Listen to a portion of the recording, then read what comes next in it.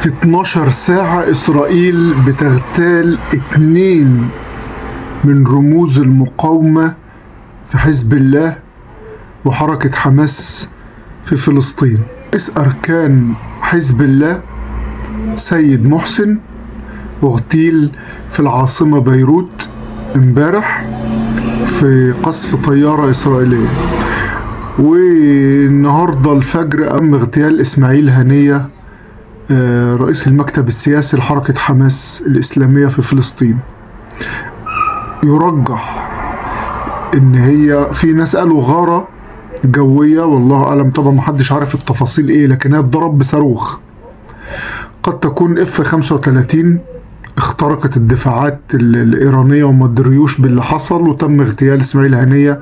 وفي ترجيح آخر ورأي تاني بيقول، وده الأصح غالبا، إن تم اغتيال إسماعيل هنية من داخل إيران من عملاء تابعين للموساد الإسرائيلي، تم ضربه بصاروخين موجهين نحو مكان إقامته. ده طبعا معناه إن هو متباع، يعني إسرائيل منين عرفت كان إقامة إسماعيل هنية؟ هو واضح إن إيران مخترقة بشكل كبير جدا، واضح إن في حد ضمن الحكومة أو المسؤولين بيشتغل مع الإسرائيليين، لأن المكان المفروض إنه سري محدش يعرفه. مش بس كده، ده في كمان القياد البارز في حزب الله فؤاد شكر مات برضه في الغارة على بيروت في الضاحية الجنوبية. كمان تم اغتيال الحاج حبيب زادة، وده عنصر في الحرس الثوري الإيراني، تم اغتياله في غارة جوية في دمشق.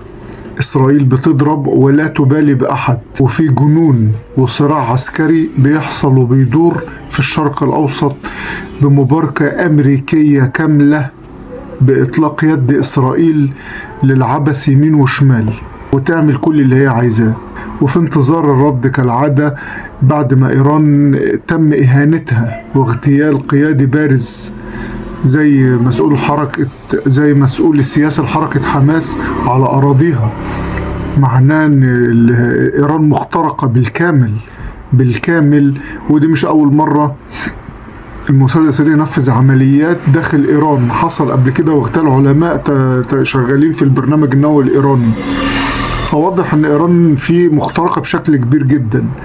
وبرضو ايران تعهدت بالرد وانها تضرب تل ابيب بعد خبر استشهاد اسماعيل هنية. المستوطنين اليهود نزلوا الشوارع يفرقوا حلويات احتفالا بالخبر. احنا قدام فرصة كبيرة جدا لاشتعال حرب هتاكل الاخضر واليابس في المنطقة، وكل رجليها يجي فيها لو ما فيش حد عاقل فرمل اللي بيحصل ده، في انتظار الرد الإيراني.